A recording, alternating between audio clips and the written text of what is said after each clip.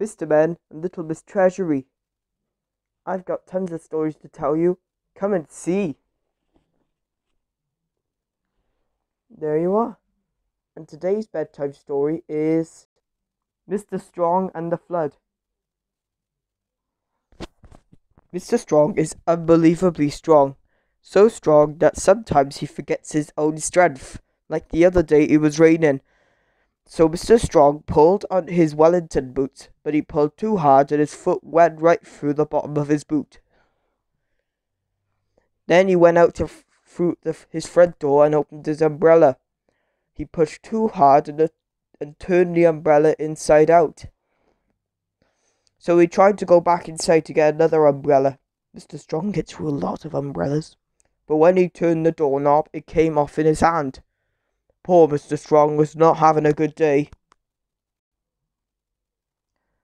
Fortunately, when you are as strong as Mr. Strong, you don't need a door to get inside your house.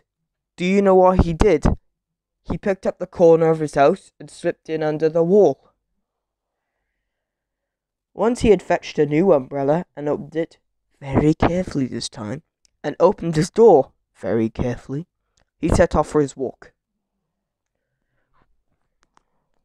Now, as you might remember, I mentioned that it was raining. What I did not tell you that it had been raining for days and days and days, nearly a whole week, non-stop. The rivers and the valleys below Mr. Strong's house had burst its banks and was flooding the meadows. Mr. Strong walked down the lane beneath the dripping trees. It was not long until he met a very worried-looking Farmer Fields. "Good morning," said Mr. Strong. "What's the matter?" "It's my sheep," said Farmer Fields. "They're stuck in the meadow, surrounded by water. I can't get them out."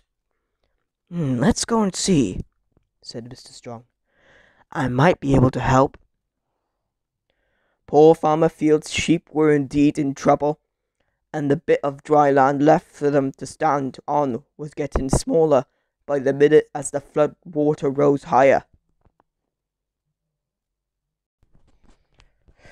Mr. Strong waded out to the little island in the middle of the meadow, and then he waded back carrying 2 sheep above his head.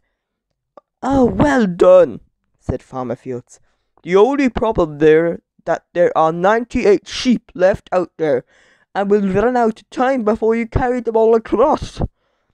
Said Mr. Strong.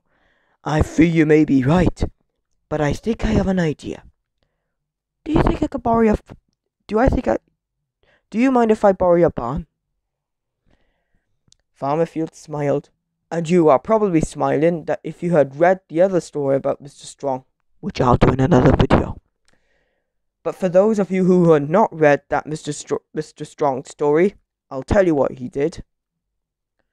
I'll give you a few seconds to guess.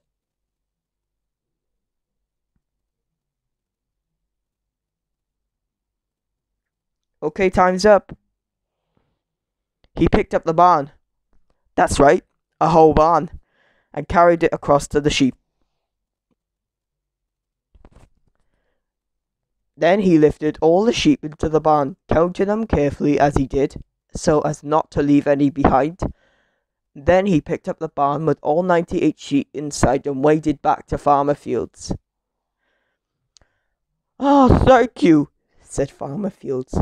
"Once all the sheep were safely in the field at the top of the hill."